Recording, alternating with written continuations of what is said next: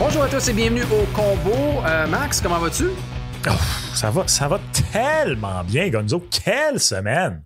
Quelle semaine sportive. Quelle semaine sportive. Bien sûr, on va parler de la confrontation des 4 nations parce que la Ligue nationale de hockey fait relâche. Est-ce que tu as renoué avec ton amour pour le hockey international? Il y en avait plusieurs qui étaient dubitatifs, qui étaient sceptiques avant cette confrontation des 4 nations parce qu'on voyait beaucoup un déguisement du match des étoiles. Et finalement, ça a pris quoi? Ça a pris une période de prolongation contre la Suède et là, tout le monde est retombé en amour avec le hockey international. Non, ça a pris moins que ça. Moi, je peux te le dire. Puis j'étais de ceux qui étaient... Ça a pris 15 secondes dans l'avantage numérique du Canada, puis c'était correct. J'étais détracteur de ce tournoi. Big time. Très détracteur du tournoi. C'est ça. Ça a pris 12 secondes. L'avantage numérique... Écoute, il aurait fallu une caméra qui filme ce qui était... Je suis juste parti à rire. Puis je pense que ma blonde me demandait qu'est-ce qui se passe. Puis j'ai comme expliqué, tu sais... Ben oui, l'avantage numérique le plus dévastateur potentiel, si c'est pas de l'histoire du hockey des 15 dernières années, vient d'être mis sur la glace et en 15 secondes, il a fait ce à quoi on s'attendait. Puis tu sais, la passe de Sid, oui, ça a pas été un petit jeu plate. Ça a été un jeu. Puis après ça, les images sont sorties de l'entraînement. On voit les trois qui dessinent le jeu. C'était comme... Tu peux pas être un fan juste de hockey puis pas avoir...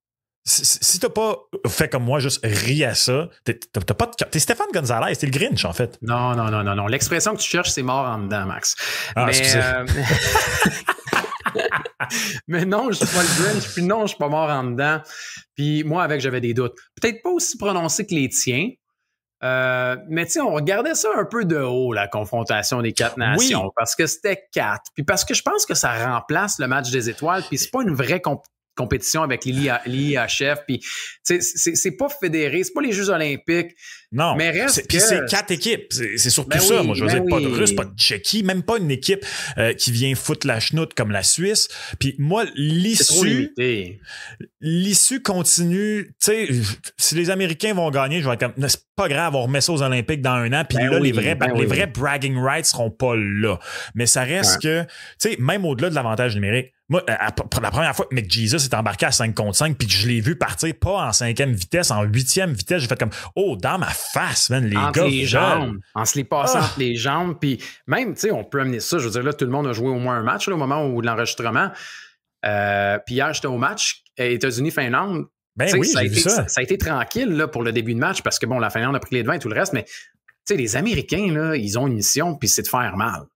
Puis ça a été très physique. Je veux dire, JT Miller, les frères Tkachuk, c'était l'échec avant, ça complétait des mises en échec. Les gants d'en face, après les sifflets, puis tout le reste. On veut donner le ton. Tu sais, fait que d'amener cet aspect-là physique dans une compétition, puis là, il faut dire aussi, je pense que ce qui peut-être peut avantager cette compétition et cette confrontation des 4 nations, c'est le timing de la chose. Là. Tu sais, le côté patriotique avec tout ce qui se passe au niveau politique avec le Canada, avec les États-Unis, les UE, les joueurs qui se rallient à ça. Je veux dire, la dernière semaine qu'on a vécue, et moi, ce que je trouve beau, c'est qu'au moins, ça se déroule à Montréal. C'est fou, hein? C'est à Montréal. Pour le marché montréalais, le marché québécois, là, je veux dire, tu sais, les partisans, les lettres de noblesse qui sont redonnées aux partisans montréalais et aux partisans québécois, ne serait-ce que pour ce qui est arrivé avec Crosby, pour ce qui est arrivé avec l'accueil. Bravo. Tu sais, moi, je pourrais dire, on reconfirme que le partisan québécois de hockey est un connaisseur et qu'il a le cœur à la bonne place. Il y a tellement... C'est drôle, hein, parce qu'on pourrait tellement partir sur 3 discussions distinctes de 30 minutes sur plein de sujets, mais de un, ça me fait vraiment dire ce que tu as dit sur la fierté, tu sais, parce que moi, j'ai un de mes meilleurs amis, écoute, aujourd'hui, il m'a écrit, il dit, je suis sur le bord de dépenser 1000$ juste pour aller à la game, parce que pour lui, c'est le match le plus important de hockey qui va avoir lieu sur la scène internationale samedi depuis la série du siècle. Rien de moins. Wow. Et c'est la seule personne que je connais, que j'ai dans mes amis proches, qui en plus... Finale, ben oui, mais ce gars-là a la citoyenneté américaine, pour te donner une idée. Il est né aux États-Unis parce que ses parents étaient là pour le travail quand il est né. Fait que c'est vraiment très, très ironique. Il pour les États-Unis ou le Canada? Il est-tu tiraillé? Ou... Ah, ben non, écoute, il pourrait pas être moins tiraillé. Pour te donner une idée. Non, donc c'est le Canada. Oui, exact. Il est dans tout sauf le point de naissance que Trump voudrait lui retirer, d'ailleurs. C'est une des choses qu'il veut enlever, là, le droit à... C'est land right, qu'il appelle en anglais. Je ne sais pas c'est quoi la traduction littéraire en français. Non, mais c'est vrai. La raison pourquoi c'est citoyenneté américain, c'est parce... Non, c'est un énoncé de fait. C'est un fait. C'est un fait. La raison pour laquelle c'est citoyenneté américaine, c'est parce qu'il est né là. Et c'est une des choses que Donald Trump veut enlever. On a la même chose au Canada, d'ailleurs, cette citoyenneté automatique quand t'es né ici. Là. Fait que bref, à part le fait qu'il est né là, il est revenu ici de toute façon bambin. Là. Anyways, fait que ça, je te rejoins tout à fait, on le sent. Puis tu sais, pour vrai, moi, je regardais les frères Kachuk, là. Et pour un gars qui disait qu'il avait à peine écouté le tournoi, tu sais, j'ai écouté Finlande, États-Unis du début à la fin, là, jeudi soir. Et je regardais les frères Kachuk, là, puis j'étais comme, boy, si ces gars-là jouaient pour Équipe Canada en ce moment, là. Oh my God. Oh. Et tu sais comment j'aime ces deux joueurs-là. J'étais fâché. Puis c'est quoi, même, tu sais, Brad Marchand.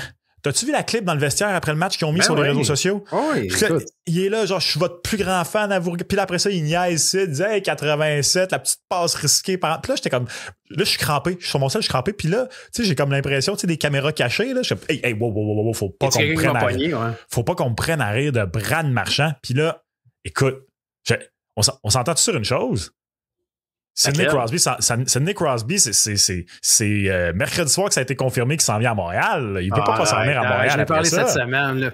Mais je dois dire que moi, non, mais j'y croyais pas pantoute, moi, à ça. Tu sais, notre bon ami Georges Larac qui en parlait. Puis c'est vrai qu'il nous le dit depuis des années que.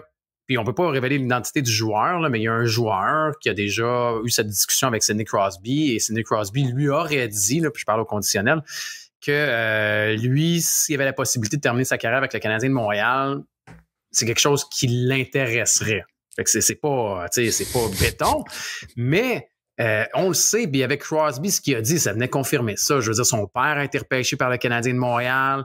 On le sait que c'était son équipe d'enfance. Fait que là, de dire qu'avec l'accueil puis les cris des partisans, c'est un moment qu'il va garder pour le reste de sa vie. C'était de la musique. Je veux dire, il y a des gens qui ont comme... Même moi, Max, j'y crois pas. Puis quand j'ai entendu ça, je me suis mis à l'imaginer dans un gilet du Canadien de Montréal. Là, je me tapais, j'étais comme, non, qu'est-ce que tu fais là? Ça n'a pas de sens, va pas là.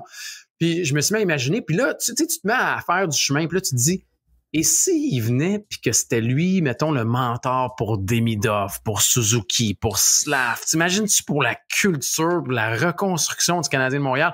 Puis là, OK, c'est sûr, là, je veux dire, on vend du rêve, là, mais juste de faire l'exercice de cette réflexion-là pour un partisan du Canadien de Montréal, là, c'est jouissif. Jouissif. Pour la culture, hein? Pour la culture. Pour la culture. Comme Kendrick, pour la culture. Ouais, on boucle toutes les books cette semaine. Ben, je pensais que c'était bouclé, Kendrick, mais là, finalement, ça se poursuit. Ça va se poursuivre longtemps. En une journée, il a fait autant de vues sur YouTube que le show de l'an dernier de Usher. Ça te donne une idée quand même. Bravo à Kendrick et sa démarche artistique. As-tu aimé ton Super Bowl? Non. Toi? J'ai adoré de A à Z. J'ai tout aimé. J'ai tout aimé. Ben oui, j'ai tout aimé. Ben non. C'est un match à sens unique, Max. T'aimes pas les matchs à sens unique. Quand ce sont les Chiefs qui mangent une varlope et tout ce que ça englobe, ben oui, j'ai absolument tout aimé. Pour vrai, j'ai eu la conversation avec bien du monde cette semaine qui ont adoré juste pour voir Mahomes subir tout ça. Mais moi, j'ai pris un peu de recul. Je me suis dit, le partisan de football en moi n'a pas eu du fun. Là. J'ai le goût d'avoir du fun en deuxième demi. J'ai pas le goût que ce soit terminé. Même s'il y a une partie de moi qui se dit, si Brady l'a fait, est-ce que Mahomes peut le faire? Non. Non, mais honnêtement, blague à part, jusqu'au 4e quart, pour moi, j'avais pas de...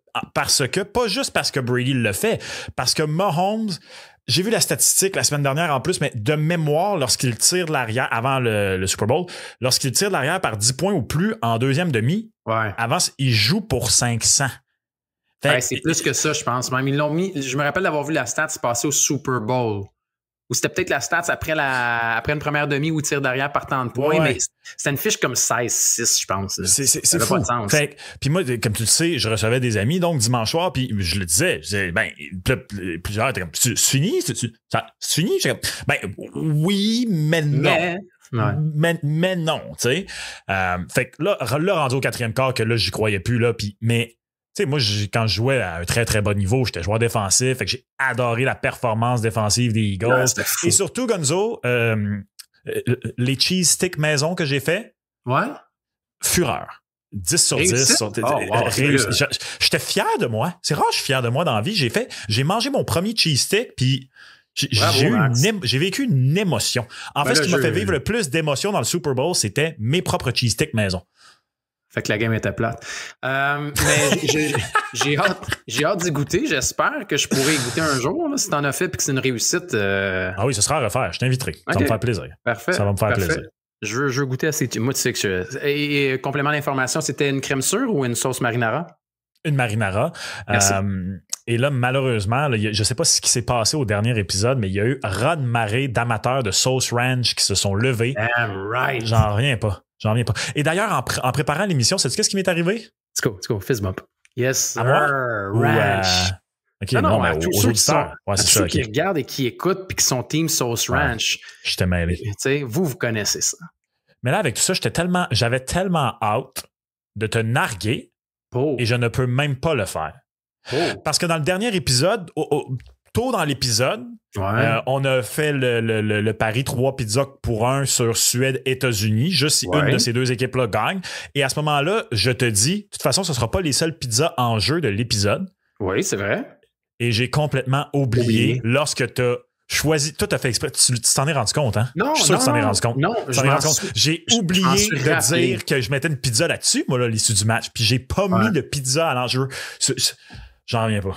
Je suis outré de moi-même. En fait, je m'en suis rappelé cette semaine, puis je me suis dit, on a-tu mis une pizza? Puis là, je suis retourné écouter, puis j'ai vu que tu n'avais pas mis de pizza. Fait que je me suis dit, comment ça qu'il m'a pas challengé pour une pizza? J'étais trop dedans.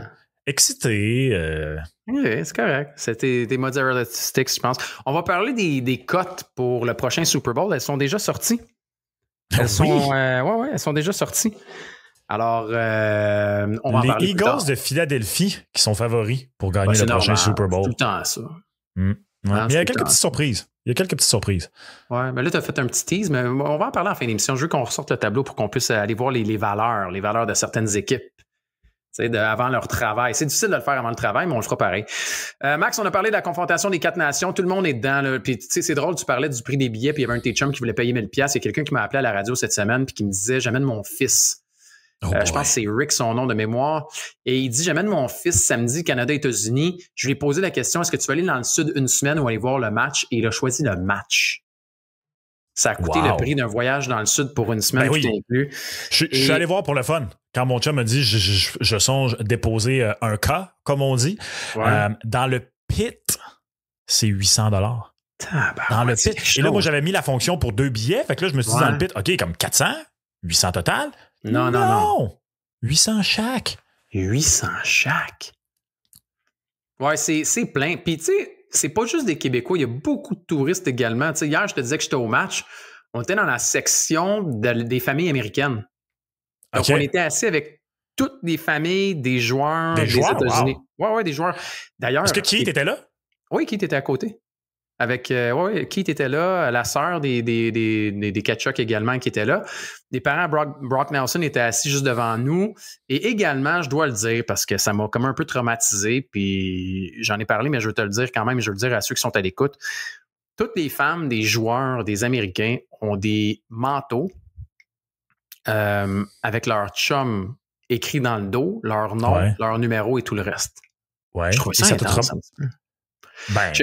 Non, mais j'ai trouvé ça, puis c'est pas juste des manteaux américains, c'était comme des manteaux blancs, longs, en tout cas, là, j'étais comme, OK, c'est vraiment comme, puis là, ils sont toutes sont assises ensemble, ça m'a marqué, j'étais comme, c'est comme le... Je suis surpris que ça t'ait marqué. Il y avait Slavin, Werenski, Swayman, Ottinger, toute la gang était devant nous autres, puis je me suis dit, OK, il y a un côté patriotique où eux l'amènent vraiment à un autre niveau, là, tu sais, les USA...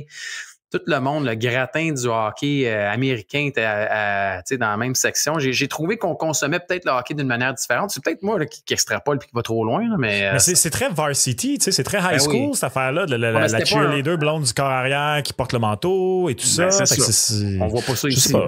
On voit pas ça ici. Non, mais tu vois ça des fois juste dans la Ligue nationale de hockey, là, les blondes de joueurs qui se font des matching outfits. C'est quand même relativement commun. Je pense que c'est parce que je suis rarement exposé à ça que ça m'a peut-être un petit peu déstabilisé. Dis-le, c'est parce que tu sors plus de ta caverne. Peut-être. Je sais pas. Je voulais juste déposer ça ici. Je ne juge personne ici. Je ne juge personne. Non. Mais je vais peut-être te juger avec ton choix. Je vais peut-être te juger avec ton choix parce que toutes les équipes ont joué au moins un match, Max. Fait que si je te demande ton gagnant après ce premier match, et on regarde que les cotes ont légèrement bougé. De mémoire, les deux équipes étaient à égalité avec une cote de 2,50 pour ce qui est des États-Unis et du Canada au début du tournoi. Ou même 2,50 et 2,60. Donc là, les États-Unis légèrement favoris après le premier match du tournoi à la ronde. C'est drôle, hein, parce que mercredi matin, je préparais une capsule et le matin, États-Unis-Canada était à égalité. 2,5, 2,5 au dépôt de la rondelle. Tout juste avant, les dernières cotes disponibles au dépôt de la rondelle avant le match 1, Canada était rendu très légèrement favori, 2,4 à 2,5. Et là, c'est 2,1 à 2,3. Mais pour les États-Unis, c'est donc dire que les États-Unis ont été plus convaincants après un match. Moi, je t'avoue qu'après le match du Canada, je me disais, ouais, je suis convaincu. Et hier, après le match des États-Unis, je me suis dit, je suis convaincu. C'est-tu pour ça que tu es convaincu qu'il y a 2 T dans les États-Unis? Ça, c'est pas moi qui fais le graphique. Hein. Mais quand il y a 2 T à États-Unis. Là, je sais pas de quoi tu parles. OK, non, c'est correct. Il y a 2 T à États-Unis. Ouais, ils sont juste pas au bon endroit. C'est pas grave. Ouais, exact. Mais oui, donc j'ai eu un petit peu... En fait, je vais te le dire, quand la Finlande a pris les devants 1-0 puis qu'on avait de la misère en première période pour les États-Unis contre la Finlande, j'ai eu le même genre de réflexion. Donc, au final, est-ce que si tu avais à mettre tes billes aujourd'hui et non pas au début du tournoi, est-ce que tu changes ton fusil d'épaule ou est-ce que tu y vas avec ton choix initial? Après le match contre le Canada, je me suis dit, regarde bien ça, les États-Unis vont battre le Canada dans le match à la ronde et le Canada va les battre en finale, mais parce que le tournoi à la ronde, ou du moins cette partie-là du tournoi à la ronde est à Montréal et la finale à Boston, j'ai malheureusement peur que ça va être l'inverse. Et on en a beaucoup parlé. Je ne savais pas à quel point ça allait avoir un impact, mais je crois au final, quand je regarde, puis là, on est à un moment où on enregistre, où on a eu un match. On s'entend? C'est un match. C'est l'échantillon qu'on a. Et là, je commence à me dire, je pense que l'endroit où c'est définitif, clair comme de l'eau de roche, qu'il y a une équipe qui a un gros avantage, c'est entre les poteaux. Ben ouais. Puis je pense peut-être que, tu sais, Jordan Binnington là, contre la Suède, il a laissé l'équipe revenir dans le match. C'est pour vrai. On a aimé la prolongation, mais si c'est pas de Binnington, il n'y en a pas de prolongation. Non, puis au moins, il a fait quelques arrêts clés en prolongation. Ouais. Tu me diras que Gustafsson aussi, il en a fait pas mal plus à l'autre bout, c'est vrai. Mais, tu sais, Connor Hellebuyck a donné un softie en partant, puis j'ai fait la blague sur les réseaux sociaux. J'ai dit, oh boy, playoff Connor est arrivé tôt cette année. Puis finalement, après ça, il était parfait, tu sais. Puis je pense qu'il a chassé la nervosité, tout est beau. Mais il n'a pas été menacé. Il n'a pas été menacé comme il va être menacé contre le Canada. Non, c'est sûr. Mais penses-tu que Binnington va faire le tournoi au complet? Ben là, t'as vu Cooper, là, pour vendredi, il n'a pas voulu identifier le gardien. Mais tu sais, c'est un petit jeu. D'après moi, ça va être Binnington qui va être là. Mais moi, il ne m'a pas rassuré. Il ne m'a vraiment pas rassuré. Donc, pour y aller puis terminer sur ton choix avant que je passe au mien, est-ce que tu sembles hésiter, là, Max? C'était pas sûr là, entre le Canada et les États-Unis. Je te pose la question aujourd'hui, je te repose demain, je pense que tu changes de choix. Canada. Allons-y avec le... Je garde le Canada. Je garde le Canada. Ça, on avait-tu une pizza là-dessus au début? Non, la seule pizza qu'on avait à l'enjeu, c'était 3-1 Suède, États-Unis. Wow. Je crois encore à la Suède. Je crois pas à la Finlande du tout. La Finlande, pour vrai. Mais attends un peu. La 3-1, il faut voir, je réécoute. C'est si la finale était États-Unis-Suède? Non. Si la Suède gagne, je gagne 3 pizzas. Si les États-Unis gagnent, tu gagnes une pizza. Peu importe si Canada ou peu importe comment ça arrive. Peu importe comment ça arrive. J'avoue. Dans un monde idéal, ce serait une finale Canada-Suède juste pour que moi je sois content sur toute la mise puis pas avoir à stresser avec ça. Ça arrivera pas. Je vais garder mon choix initial, mais moi aussi, pour être complètement transparent, là, j'ai des gros doutes. J'ai des gros doutes parce que je trouve que de part et d'autre, on peut trouver des arguments. T'sais, je veux dire, on a vu un premier match du Canada. Regarde ce que Crosby a fait. Ça faisait 2 semaines qu'il n'avait pas joué. Il a 37 ans, il a un bras, puis il fait ça 3 passes. C'est là que tu te dis, OK, puis le match, il voulait absolument rien dire, ou à peu près pas. T'imagines-tu dans une finale contre les États-Unis, comment ce gars-là va se lever? On a tout vu ce qui était arrivé, mais Binnington, moi devant le filet, j'ai des doutes.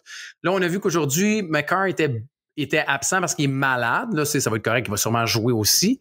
Puis l'autre côté, ce qui m'a beaucoup aussi fait pencher du côté des États-Unis, c'est de voir leur jeu physique, Max. Puis deuxièmement, je sais pas si tu as vu, mais il y a un chandail de Johnny Hockey, de Johnny Gaudreau dans le vestiaire, puis c'est le joueur du match qui reçoit ce gilet-là.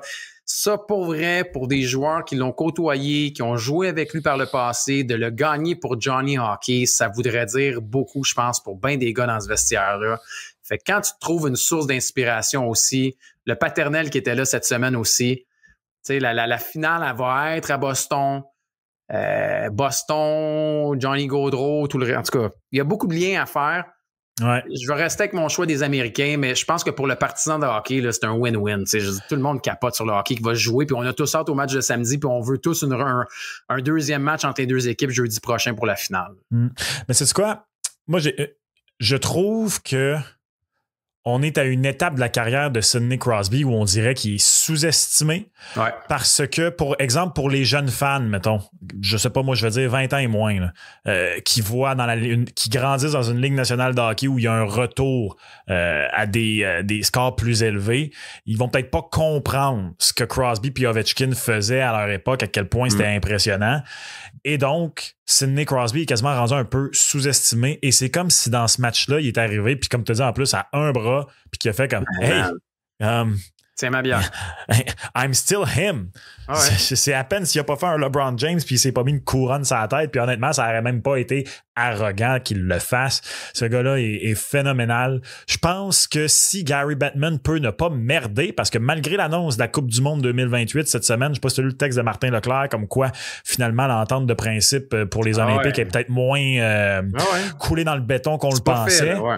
Si Gary peut ne pas merder, là, puis que j'ai aucune idée c'est quoi les plans de Sidney Crosby, là, mais qu'il puisse faire Olympique, Coupe du Monde, au niveau auquel il joue encore, là, je pense qu'il cimenterait sa place potentiellement sur un Mont Rushmore du hockey. Rien de moins.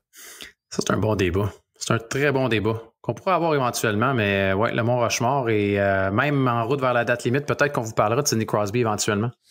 Parce que les premières cotes sont sorties.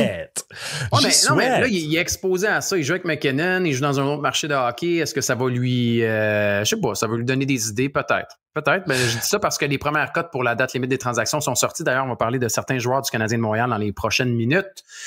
Mais oui, parce que, vous savez, il y a cette ligue, là, la Ligue nationale de hockey. Elle existe encore. Ah oui? Ouais, mais c'est drôle, hein, parce que là, les deux, on parle comme si Canada-États-Unis s'était fait en finale, là, mais malgré ta prédiction États-Unis, en même temps, non, c'est vrai, parce que vu qu'ils n'ont pas... J'allais dire, es-tu d'accord avec moi, par contre, que s'il y a une équipe qui s'est un petit peu plus assuré sa place, c'est le Canada, à cause que les États-Unis ont encore affronté la Suède, mais en même temps, ça va dépendre du résultat Canada-États-Unis. Fait que... Ben, écoute, il y a quelqu'un qui nous disait cette semaine, en fait, c'était aujourd'hui, parce que si les États-Unis se laissaient battre par la Suède pour affronter la Suède en finale, j'étais comme arrêtez là, les consignes.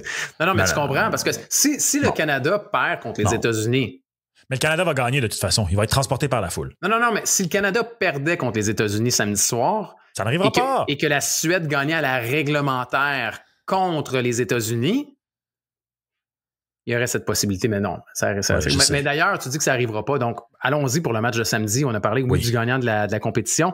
Mais si on parle du match de samedi, ce premier match entre le Canada et les États-Unis, le match dont tout le monde parle, et vous voyez qu'il n'y a pas de favori pour le moment. C'est nez à nez. C'est pratiquement un push. C'est fou, hein?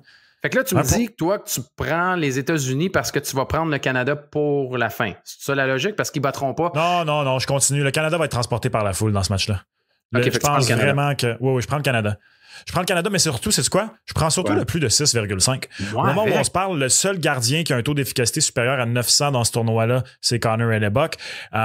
Et ça, c'est la raison pour laquelle je favorisais le Canada dans son match face à la Suède. C'est que la Suède, sa grosse force, c'est la défense. Je trouve que c'est une belle brigade défensive, sauf que dans un tournoi qui implique autant de joueurs de talent, donne-moi les joueurs de talent avant une bonne défense parce que t'as pas eu 50 séances d'entraînement pour établir les systèmes de jeu. Tu sais, t'as vu, entre autres, une séquence sur les réseaux sociaux où, dans une pause, il y a un gros plan sur Mitch Marner et Connor McDavid en pleine conversation. Puis là, je trouve ça drôle parce que les détracteurs de Mitch Marner comme encore en train de chialer alors que il y a des gens là, qui lisent un peu ses lèvres puis ça avait l'air de bien fitter, mais sait-on jamais, là, mais tu sais, clairement, sont en discussion de ben là, moi j'essaie de faire ça. Toi, comment, tu sais, eux autres aussi, là, ils ont jamais joué ensemble. Fait que là, il faut qu'ils s'habituent à jouer ensemble. Puis, OK, toi, Connor, comment, moi je fais ça de même, Max, toi, comment tu... Je te le confirme, hier, j'étais au match États-Unis-Finlande. il y en a eu dans tous les arrêts de jeu. Puis c'est Des drôle discussions parce comme que, ça? oui, j'ai regardé, puis ça m'intéressait, puis je voulais voir ce qui se passait. Les défenseurs avec les attaquants, ben oui, les gars se connaissent, oui, parce qu'ils ont joué ensemble des fois. Il y en a qui se connaissent, il y en a qui ont des coéquipiers. Mais mettons, Jack Hughes et Austin Matthews là, ont passé une bonne partie de la veillée dans les arrêts de jeu à se parler parce que ça n'a pas été un grand match pour les deux ensemble. T'sais, on essaie de trouver une chimie. Puis ça va être intéressant de voir si Sullivan qui a fait des changements et qui a réuni les frères Tkachuk, si éventuellement on va en faire d'autres. Puis est-ce qu'on va en faire d'autres chez le Canada aussi pour le top 6? Parce que là, on en a fait là, pour le match de samedi. D'ailleurs, Bennett est joué au centre. On a changé les alliés des 3 4e trios. Donc, on a un trio qui est tout Tampa Bay aussi avec Cirelli, Eagle et Point. Je suis très curieux de voir si on va faire des ajustements en cours de match. Parce que c'est un court tournoi, puis comme on l'a dit, il n'y a pas de demi, de quart de finale et tout le reste. Les 2 premiers s'en vont directement en finale. Moi, je vais être honnête avec toi. Là. Si le Canada tire derrière par un but en 3e et qu'au moins une fois, John Cooper nous donne pas 29, 87, 97, regarde-moi bien aller manifester au centre-ville de Montréal, toi. En chess s'il le faut, avec ma pancarte. John Cooper traître à sa nation. Let's go. Tout le monde veut voir Crosby avec McDavid, McKinnon. Tout le monde. Mais tu sais, c'est parce que juste, on parle de ça, la chimie et tout ça, juste l'avantage numérique. Crosby, McDavid, McKinnon.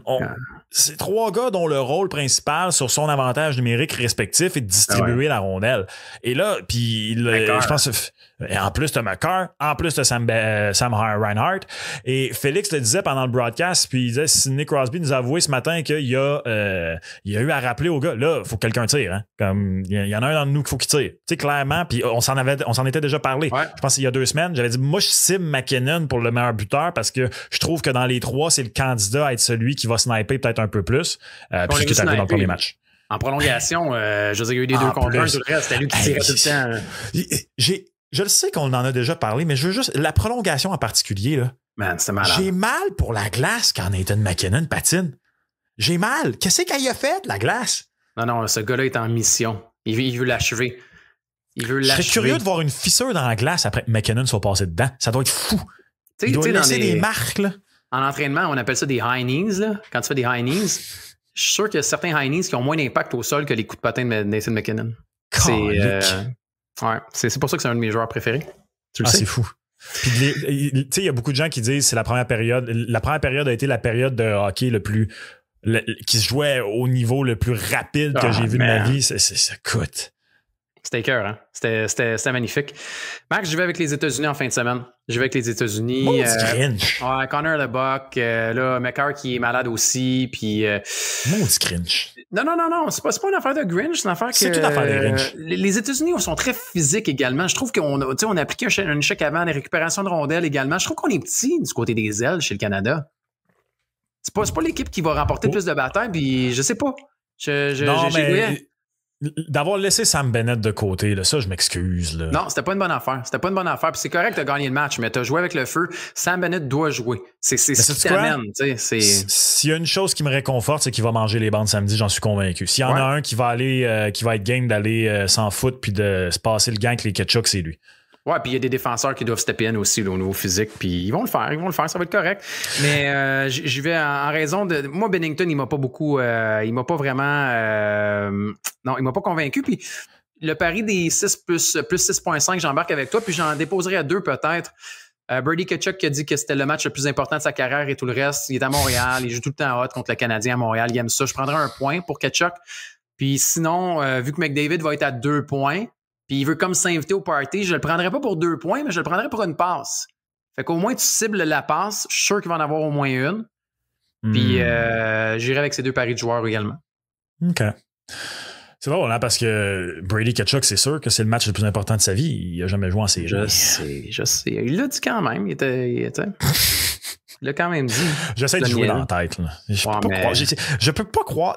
Honnêtement, ça doit faire 10 ans que j'ai pas eu de patriotisme canadien et me voici à une confrontation que je n'arrêtais pas de traiter. Je me trouve hypocrite. Ça n'a pas de sens. Non, c'est d'avouer ses erreurs. C'est bien correct. Je pensais que tu allais me dire je peux pas croire que ce gars-là a failli porter le chandail du Canadien de Montréal. On n'ira pas là. Non, parce que moi, je suis un de ceux qui ne réécrit pas l'histoire et qui se souvient que si ça n'avait pas été Kéké, ça aurait été Zadina. Fort probablement. On ne l'a jamais confirmé, mais Marc Bergevin en a quand même glissé un mot dans son entrevue avec Pierre Lebrun en disant qu'eux, ils n'aimaient pas le patin de Brady Tkachuk à l'époque et que le nom qui était sur toutes les lèvres, c'était effectivement Philippe Zadina. Ouais, mais là aussi, t'as raison. Là, moi, je parlais surtout des partisans que personne criait au meurtre pour Tkachuk au moment du repêchage. Ceux qui le faisaient parce qu'il y en avait, souviens-toi de la madame. On l'a fait ensemble, le repêchage, je me rappelle, à la radio. Ouais. Et les gens, c'est Zadina qui voulait. Oui, mais on savait, puis pas on savait, mais on se disait quand même, si tu veux y aller avec une valeur sûre, tu prends le Tkachuk. Oui. Le Tkachuk, tu sais... C'est comme le ketchup, c'est une valeur sûre. Burger, hot dog, frites, tout ce que tu veux. Tu me donnes faim. Oui, je sais. Finlande-Suède, qui gagne? Ah, Suède. Ouais, moi avec. Ah ouais, Suède. Malheureusement pour la Finlande, là... T'as changé de gardien de but, hein? Tu vas avec Kevin Lankinen, c'est pas Jussi Saros qui revient. On n'a pas aimé sa deuxième, surtout sa troisième période. Ouais, ça, je trouve que c'est jeter l'éponge un peu trop vite et c'est un manque de respect au Short King. Moi aussi, je suis d'accord. Mais moi, on dit qu'il est petit. Je reviens à ça, là, mais je veux dire, je l'avais pas vu en vrai, comme garder le filet à côté des autres joueurs. Puis là, j'avais comme le filet vraiment juste à côté de moi. Je me suis dit, hey, il s'en fait plus des petits gardiens comme ça dans la ligue. Ben non, il s'en fait plus. Et si... Je crois qu'avec la retraite de Yaroslav Halak, sous toute réserve, je crois qu'il est le seul gardien sous 6 pieds, Gonzo. J'essaie de penser parce qu'il me semble qu'il y en a un deuxième, puis ça me revient pas. Parce que Dustin Wolf n'est pas grand, mais il est 6 pieds pile. J'ai pensé à Halak. Quand je l'avais à côté de moi, je me suis dit, je pense que le dernier que j'ai vu de cette petite taille-là, c'est Halak. Oui. Il y a eu un moment où les deux étaient les deux seuls gardiens d'en bas de 6 pieds de la ligue. Mais Colin, en tout cas, en commentaire, pendant que vous écoutez, vous êtes plus vite. Mais il me semble, j'ai commenté qu'il y en a peut-être un troisième. Anyways, il est le seul partant. Ça, je suis convaincu de ça. Mais c'est ça, non, effectivement. Ça n'existe plus, les petits gardiens comme ça. On n'est plus habitués à ça. Non, mais nous, fait que les deux, on y va avec la Suède. Moi, j'y vais avec la Suède. Ouais. S'il y a une équipe qui peut encore venir brasser les choses, puis surprendre, puis empêcher une finale canado-américaine, ça va être la Suède. Ouais, je vais les prendre à la réglementaire pour quand même bonifier. Ben, c'est pas très gros comme cote, là. La Suède tout court. Les cotes de la Finlande ont chuté. Ça n'a pas de sens. Au contraire. C'est normal. Je veux dire, la défensive, puis offensivement, on n'a pas créé grand-chose de le fun. Là, fait que... Non, moi aussi, je vais avec la Suède. Hey, on a parlé de la date limite des transactions, Max. Puis ce qui est cool, c'est qu'on a commencé. On continuera le segment la semaine prochaine avec d'autres joueurs, mais sur la mise au jeu plus, miseaujeu.com, vous pouvez déjà y aller. Et ça aussi, faites-vous un budget, hein, parce que c'est important quand même. Là, on sait que c'est la date limite des transactions, puis vous vous dites, oh, ouais, mais je pense que je le sais, j'ai la science infuse et tout le reste. On a vu des surprises par le passé. Alors, faites-vous un petit budget pour ça. Mais on a les premières offres de paris en route vers la date limite des transactions. Puis on parle entre autres du Canadien de Montréal, Max. Puis on va commencer avec celui qui trône au sommet, je pense, des joueurs qui pourraient rapporter aux Canadiens quand même un bon retour. Puis on parle ici de Jake Evans. En raison de ses propos passés dans son entrevue après la rencontre de dimanche la semaine dernière, également en raison des rapports de Pierre Lebrun, comme on dit qu'il y a quand même un écart entre ce qu'on recherche et ce que le Canadien offre. Est-ce que pour toi, Jake Evans va être transigé d'ici à la date limite des transactions? J'étais convaincu que non. Je pensais que j'allais dire non jusqu'à la toute fin. Et malheureusement, je commence à penser que oui. Ouais, hein? Ouais, je commence à penser, puis ça, on pourrait en parler de long en large. Moi, je continue de penser que c'est une erreur, si ça arrive. Plus ça avance, plus je trouve que c'est l'erreur Philippe Danault 2.0. Oh c'est non, pas, Max, je vais pas là, Max. Non, je plonge. C'est pas Philippe Danault. Arrêtez avec les Philippe Danault. Philippe Danault faisait bien mieux offensivement que Jake Evans. C'est une anomalie. C'est atypique cette année, Jake Evans. Si j'avais pu revêtir mon wetsuit avant de sauter à l'eau, j'aurais dit, il y a des petites différences entre les deux. Merci. Mais c'est la même situation dans le sens... C'est la même situation version 3-4 au lieu de 2-3. Parce que Philippe Danault, au final, on n'a pas voulu donner 500 000 de plus parce qu'on disait, c'est un deuxième centre, c'est un troisième... Ah, mais on est capable de trouver des Philippe Danault, c'est plus facile que des Brandon Gallagher. Puis finalement, c'était un deuxième centre. C'est un deuxième centre qui était capable de faire du 50 points pendant quelques saisons avec les bons alliés. C'était même un deuxième centre qui était capable d'en marquer 30 pour une année si tu lui donnais les bons alliés. Et Jake Evans, c'est une situation très semblable, version 3e centre, 4e centre, et surtout, où est-ce que c'est la même erreur pour moi? C'est la même erreur de se dire, ouais, mais c'est pas grave, pour 500 000, exemple dans ce cas-ci, en tout cas, je sais pas toi, moi, ce que j'arrête pas de me faire dire, Owen Beck va venir le faire l'an prochain. Owen Beck va venir l'an prochain puis être le joueur le plus utilisé du désavantage numérique de la Ligue. Non, pas au centre. Mais le Canadien de Montréal, puis Jake Evans, la raison pourquoi il y a un écart, c'est parce que l'agent est conscient. Je veux dire, si Jake Evans s'en va, Dvorak est parti, Kirby Dach, c'est pas un joueur de centre, fait que tu refais complètement la ligne de centre du Canadien de Montréal l'année prochaine. Et il fait bien, d'ailleurs. Puis ça, c'est un méchant défi, puis il veut pas. Je veux dire, c'est correct, oui. C'est un gars qui va goûter à l'autonomie, puis il veut se faire payer. Mais après, est-ce que moi, je veux donner 4 millions à Jake Evans? Jake Evans ne vaut pas 4 millions. Je serais prêt à aller à 3,25, peut-être à 3,5. Mais s'il recherche au-dessus de 5 ans puis du 4 millions, je regarde ailleurs. Je te dis pas que le Canadien de Montréal est capable de le remplacer l'année prochaine avec Owen Beck. Je pense qu'à moyen terme, peut-être oui. Tu sais, tu as Kapanen, tu as Owen Beck qui vont débarquer, Florian Giaccai et compagnie. Tu sais, c'est des projets, mais le Canadien est en reconstruction. Est-ce que Jake Evans tient à ce point-là de faire partie? S'il tient à ce point-là, peut-être qu'il va en prendre moins. S'il en prend plus, si ses demandes sont de 4 millions, Max, je suis désolé, je regarde ailleurs. Non, 4 millions de Jake Evans, merci, non, merci. Ben, si ces demandes sont de 4 millions, ce serait pas si compliqué que ça, parce que ça voudrait dire que le Canadien il en offre probablement 3 puis il se rejoindra à 3,5. À 3,5, je le fais. Tu le fais-tu à 3,5? Mais hein? Combien d'années? 4, 5? En 3,5? Ouais. 4 ou 5, les deux, ça me dérange pas. Parce que Jake Evans, c'est pas un gars qui va venir avec une clause de non-échange, à moins que je sois dans le champ. Là. Le gars est quand même à une mise en échec de peut-être, on reparte le débat sur le fait qu'il y a eu beaucoup de commotion cérébrale et tout le reste, mais oui. Ça, on a dit ça pendant longtemps de Sidney Crosby, de Chris Letang et Patrice Bergeron. Là, je suis d'accord, mais je ne vais pas à 4 millions. Je vais pas à 4 millions. Je suis game de la 3,5, puis c'est peut-être le 500 000 qui fait la différence, malgré le plafond qui monte et tout le reste. Tu sais, c'est parce que sa valeur à Jake Evans aussi. Puis c'est pour ça que les coachs, je trouve ça le fun. Parce que le 1,40 ne m'attire pas tant que ça. Je trouve qu'il n'est pas très, très rentable. Mais il y a comme une partie de moi qui pense, je ne sais pas si je suis poétique ou si c'est comme moi qui est romantique par rapport à Jake Evans, mais je me dis, ce gars-là, je pense qu'il voulait faire partie de la reconstruction. À un moment donné, est-ce qu'il va revenir à la raison puis il va dire non, je reste? Puis là, à 2,70, ça peut devenir très intéressant, par exemple. Oui, effectivement. Tout comme Yoel Armia, Gonzo, avec sa cote de 3,20 pour le nom. Non, ça, j'y crois pas, par exemple. Ah, t'es convaincu qu'il est parti? Ah oui, il est parti. Pour moi, là... Ouais, je suis d'accord. Hey, salutations à Roger. Là. Bonsoir, il est parti. Yoel Armia, écoute, Max, rappelle-toi, il y a 4 ans dans les séries éliminatoires. Là, je veux dire, le gars, il est venu, là, il portait un chou sur la tête, puis c'était... Il a joué son meilleur hockey avec le Canadien de Montréal sur un 4e trio. Il a donné le contrat 4,3,4. Puis là, 4 ans plus tard, même chose qui arrive. Bye-bye, Yoel. Bye-bye. C'est correct. Tu étais au ballottage l'année passée. Si le Canadien est capable d'aller chercher quelque chose de bien, puis je pense qu'il va être capable parce que c'est un joueur qui va donner des fiers services quand même à une équipe en séries éliminatoires, tu ne refais pas la même erreur puis tu ne leur signes pas, Yoel Armia. Tu en as plein. J'ai parlé de Florian Giaccai, on pourrait parler d'Heinemann, on pourrait parler de Luke Tuch, on pourrait parler de Davidson. Il y en a plein en bas qui veulent pousser puis qui vont vouloir. Puis oui, ils vont apprendre, mais regarde, cette année, tu as donné des nouvelles responsabilités à Anderson. Il a joué des avantages numériques, ça a marché. Ben, trouve-en un l'année prochaine. Peut-être que tu vas t'ennuyer un peu d'Armia, mais pas au point de lui redonner un autre contrat puis que ça te fasse encore mal pour 3-4 ans. Il y a une partie de moi qui a envie de dire que j'ai rien à rajouter parce que t'as tout dit. Ouais. Tu vas aller le porter à l'aéroport? Non, quand même pas. Tu le sais que je le ferais peut-être juste parce que j'aime bien Yoel. Fait que ce serait intéressant. Je pense pas qu'il se dirait grand-chose dans le char, par exemple. Non, mais c'est correct, ça. Certaines des meilleures rides de char, il ne se dit rien, Gonzo. On ne fait qu'être là puis apprécier la ride. Ouais. Mais en fait, un silence avec quelqu'un que je connais très bien, je suis capable d'être à l'aise. Un silence avec quelqu'un que je connais pas, des fois, ça peut être malaisant. C'est vrai? Ah non, moi ça, là, si tu veux t'assurer en tant que chauffeur de taxi le meilleur type possible, dis-moi bonjour, au revoir, ne brûle aucun feu rouge, fais des beaux stops. Max, on parle pas de taxi ici, là. Je parle oui, on parle de taxi. Je serais le taxi de Yoel. Ouais, mais moi, on serait pas là en body-body? Il est-tu assis en avant ou il est assis en arrière?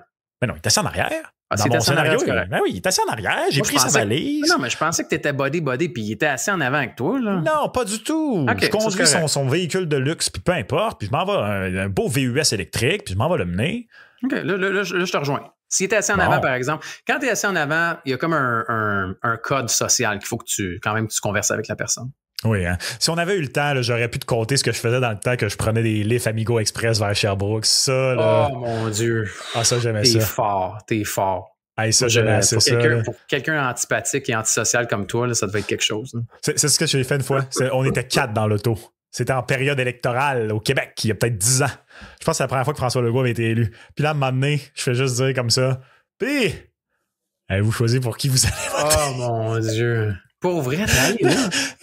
Mais c'est parce qu'en plus, c'était un monsieur peut-être de l'âge de mon père qui conduisait. Puis après ça, c'était des backgrounds complètement différents. Là. 2 filles, une française, l'autre, je me souviens pas, elle venait d'où. C'était pas placé un mot du périple. Non, moi j'ai déposé la bombe. Et j'ai écouté la discussion qui s'en est... C'était fou. C'était beau. C'était agréable. Ceci étant dit, Gonzo, sais-tu qu'est-ce qui a été le sujet le plus populaire auprès de nos auditeurs cette semaine? Evans, Armia, ensemble. Ben oui, c'est normal. Les deux. Et qu'est-ce qu'ils valent? J'ai failli dire veulent. Ce qu'ils valent ensemble. Il y a Chevalier, avec un X à la place du E, je sais pas trop pourquoi, qui dit Evans et Armia, tu retiens 50% du salaire à Armia. Ça commence à être intéressant en maudit pour une équipe qui se cherche à améliorer son bottom 6 et son piqué. On parle d'un premier choix minimum ici, là. Ben, Max, pour vrai, moi, Chevalier, je suis pas mal d'accord avec toi. Si tu es capable d'aller donner les deux en même temps, tu t'en vas chercher quand même un des meilleurs duos en désavantage numérique de la Ligue nationale de hockey, puis à un bas prix, Max, pourquoi tu serais pas capable d'aller chercher? On parle d'un choix de 2e tour pour Jake Evans. Si tu mets les deux ensemble, oui. Puis tu le disais, je pense, la semaine passée, si c'est une équipe aspirante, ça veut dire que c'est un choix tardif de première ronde. Si c'est un choix, mettons, entre 25 et 32, je suis sûr qu'il y a une équipe qui serait game de faire ça. Je suis pas. C'est pas que je suis contre l'idée du premier choix. D'ailleurs, il y avait quelqu'un qui nous avait demandé quand on parlait de ça. Est-ce qu'il y a des équipes qui peuvent être aspirantes, qui sont pas nécessairement très bonnes en désavantage numérique?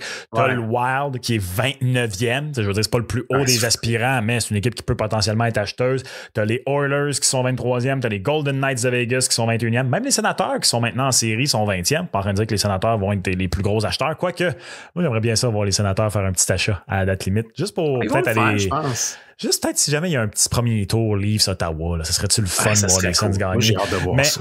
Moi, surtout, Gonzo, c'est que on est au point dans le cycle du Canadien où je dirais aux gens, là, c'est beau aller chercher un premier choix, mais c'est dans le but d'en accumuler puis d'en flipper. Parce qu'à un moment donné, tu as 50 contrats. Le Canadien a repêché, je ne sais même plus combien de fois ces dernières années. Faut que tu utilises ça pour t'améliorer. Si jamais le Canadien, son premier choix à lui cette année est 8e, ben, sais-tu quoi? Trouve une façon de le monnayer, d'aller chercher des joueurs qui vont t'aider plus rapidement que plus tard parce que, à moins que tu repêches top 5 cette année, là. Moi, je pense qu'on est attention. Moi, des choix top 10, il faut faire attention, par exemple. On se rappelle d'Alex DeBrincat, ce que ça a donné avec les Sénateurs d'Ottawa et tout le reste. Mais je suis d'accord pour un espoir, mettons, comme on disait la dernière fois, là, un Philippe Danault ou quelque chose avec un 2e choix, est-ce que ça peut être ça? Ou sinon, après, tu prends le premier choix puis tu le reflippes après puis tu l'échanges. Mais il y a des équipes qui vont peut-être, des espoirs qui ne sont pas encore arrivés ou qui ne figurent plus tout à fait. Ça peut être une option, mais allez-y. Mise au jeu plus, miseaujeu.com pour tous les détails, les offres de paris. La semaine prochaine, on se tapera un peu les autres aussi, là, parce qu'il y en a d'autres. Il y a du David Savard, il y a même du Michael Madison, il y a du Kirby Dach aussi. Oh oui, Kirby est là. On va parler la semaine prochaine. Max, parlons de NFL la semaine prochaine, tiens, si tu le veux bien, avec les cotes du Super Bowl. Ouais, la semaine prochaine, on va laisser macérer, on va regarder, on va continuer à penser à Rodgers puis à toute cette valse et cette chaise musicale des quarts arrière. On vous dit d'aller vous abonner, d'aller vous abonner au combo. C'est très important. Sur la chaîne YouTube de Mise au jeu et laisser un review sur Spotify et Apple Podcast. C'est important également. Et vos commentaires aussi. On aime tout le temps ça vous lire comme Chevalier cette semaine. Mise au jeu plus, miseaujeu.com pour vos paris également. On vous souhaite de vous faire un beau petit budget. Ça reste un jeu. Amusez-vous à travers tout ça. Et continuez à nous envoyer vos commentaires. On va en lire d'autres la semaine prochaine, Max. Ouais. On va bon cheese stick, Gonzo. Ouais, mais sûrement une bonne pizza aussi. La semaine prochaine, je vais pouvoir te narguer parce que je vais gagner une autre pizza, Max. Pourquoi? Il n'y a pas de pizza à l'enjeu cette semaine? Ben oui, il y en a une. Si les États-Unis gagnent, je gagne une pizza. C'est jeudi prochain. Jeudi, c'est la finale. Jeudi, c'est la finale. On ajoute une pizza sur la victoire du Canada, finalement? Non. On va pas ajouter une autre, là. Moi, je suis prêt à ajouter une pizza. Ça ferait 2 pizzas si les États-Unis gagnent. Non, ça va faire, là. Je me suis fait un budget, je déroge pas du budget. Tu vois? Le gars, il pratique ce qu'il preach. Bravo. Et voilà. Bravo. Bon week-end à tous. Merci.